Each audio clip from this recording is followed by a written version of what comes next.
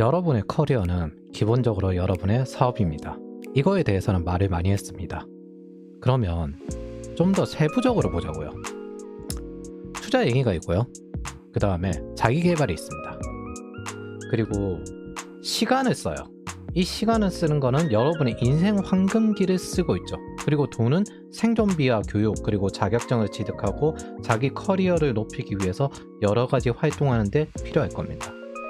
이 세 가지들을 기본적으로 하고 있는데, 그러면 재무관리 101에 속하는 기본적인 분석이 있어야 되지 않겠어요? 그래서 이런 것들이 나오는 거예요. 재무관리 101이라고 하면은 기본적으로 이렇게 세계경제, 국내경제, 그리고 산업, 회사 이렇게 나뉘어집니다. 여기 안에서 어떻게 투자를 할지 온라인된 것들을 판단합니다. 이렇게 이제 회사에서부터 시작을 하면은 상향식 접근 방법이라고 하고요. 바텀업. 세계 경제에서 시작을 하면 하향식 탑다운 접근 방법이라고 합니다. 이거를 커리어 버전으로 좀 맞게 만들어야 되겠다. 우리가 이직하고 전직하는 과정에서 커리어 버전으로 맞게 만들어야 되겠다라고 생각을 해서 만들어진 게 이 자료입니다. 몇 번 제가 유튜브에 공유를 했죠. 흔히 투자를 할 때 계속 필요한 투자를 계속 하라고 합니다. 이걸 바꿔 말하면은 커리어 입장에서는 사업을 확장하라는 거예요. 절대 커리어를 안주하지 말라는 뜻입니다. 계속 자기 개발을 하고 계속 도전을 하세요. 즉 뭔 뜻이다? 그로스를 하라는 뜻이 됩니다. 뭐?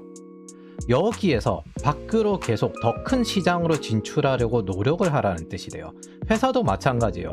자기가 계속 이쪽 영역까지 넘어갈 수 있도록 노력을 해야 됩니다. 그런데 회사들 다니다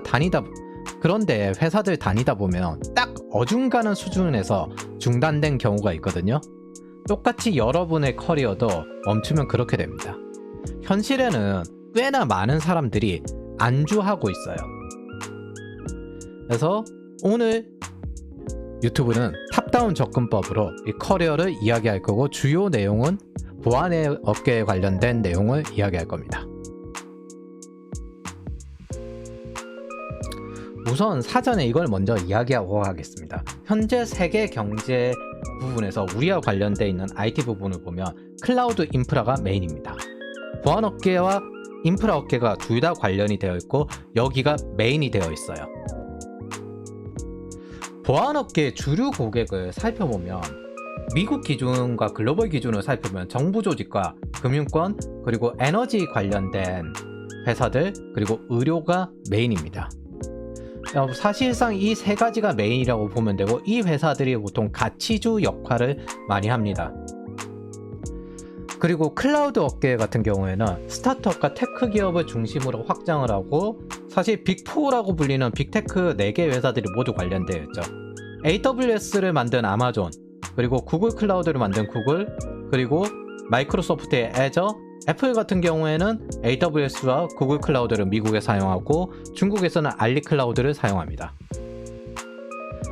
그리고 그 확장이 클라우드 업계, 인프라 업계와 보안 업계의 2차 경쟁으로까지 부딪혀요. 어떻게 부딪히냐면, 클라우드는 신흥 테크 업계였고 보안 업계는 전통적인 정부기관과 금융기관 그리고 온프레미스를 가지고 있는 베이스를 하고 있는 상태였습니다. 그런데 2013년에 CIA가 AWS를 사용을 하고, 한 2018년쯤에는 한국에도 이게 슬슬 경고가 나와요. CIA까지 아마존 클라우드를 쓰는 미인데 보안 트라우마에 갇혀서 한국은 클라우드를 제대로 진행하지 못하고 있다. 2018년과 2019년 최고의 공신력 프로젝트가 국방부거든요. 미국 국방부에 이런 게 나옵니다. 2018년 12월에 클라우드 스트래러지. 그러면서 2019년 문서에는 클라우드에 관련된 데브세곱스 레퍼런스 디자인 기업용 클라우드에 관련된 내용이 나옵니다. 본격적으로 국방부에서도 클라우드를 쓰고 데브세곱스를 메인으로 하기 시작했다는 거예요. 그리고 이게 펜타곤 자료입니다.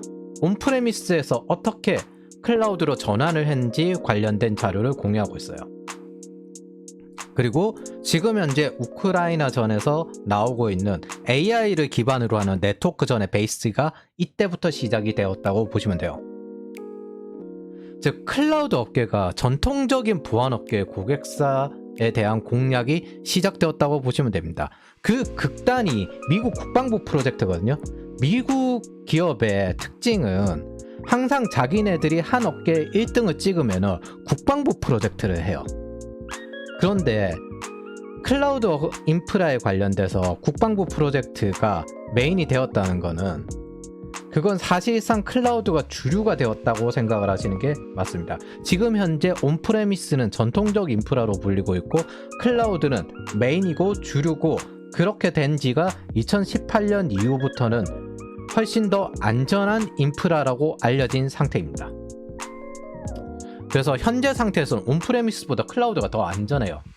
그러다 보니까 보안업계에서는 두 가지 딜레마가 생깁니다. 첫 번째, 보안업계가 항상 주장하는 바가 돈이 더 많이 들어도 더 안전하게 해야 된다라고 했는데 보안업계는 온프레미스를 베이스로 잡고 아직까지 있었어요. 그러다 보니까 여기서 딜레마가 첫 번째. 두 번째, 클라우드가 비즈니스 확장하는 데는 훨씬 더 낫습니다. 그러다 보니까 비즈니스 확장에도 훨씬 더 안 좋으면서 안전하지도 않은 상태가 온프레미스예요. 그게 지금 이 상태입니다. 그리고 악성 코드가 보안업계 고유의 영역인 것처럼 데브세곱스는 클라우드의 고유의 영역에 속합니다. 이게 세 번째 부분까지 와서 지금 현재 클라우드 퍼스트 상태가 그대로 이루어진 상황입니다. 여기서 다시 한국의 보안업계의 주요 산업을 좀 보면 나와야 될 게 있는데, 똑같이 미국이랑 정부 조직 그리고 금융권은 똑같은데 미국처럼 우리가 석유를 퍼내고 그런 상태는 아니잖아요. 에너지 같은 경우에는 한국전력에서 자체적으로 알아서 하는 거고 의료 부분이 좀 있어요. 그럼 한국은 뭐가 주력이냐? 주력 사업이 제조업이에요.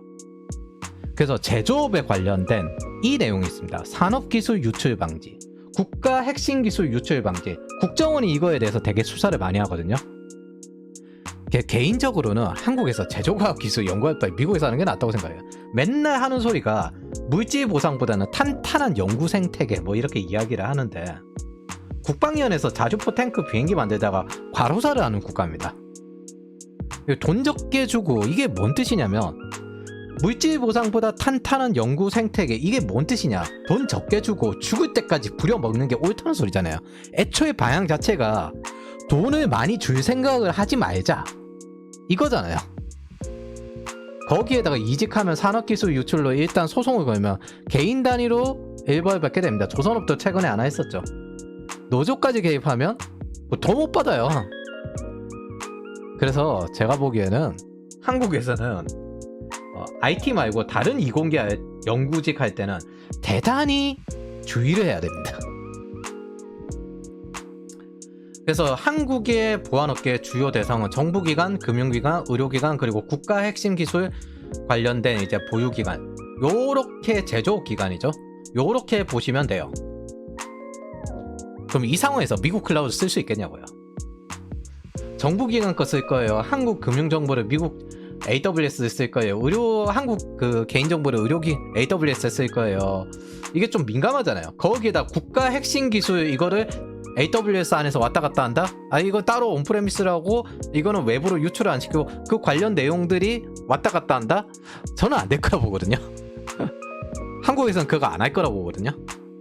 아무리 더 안전하다 쳐도 뭔가 찜찜하잖아. 그래서 한국 클라우드 지금 열심히 만들고 있습니다. 그래서 지금 현재 전문업계의 첫 취업은 클라우드 MSP가 메인이 되었어요. 이제부터 산업인데, 전문업계에서 산업으로 전직할 때는 담당자란 데브세곱스, 요 두 가지로 보게 되는데, 그 중에서 데브세곱스가 글로벌로 볼 때는 시큐리티다. 이렇게 보시면 되겠습니다. 자, 여기까지가 국내 경제 그리고 산업까지 어느 정도 본 거예요. 그래서 개발자 같은 경우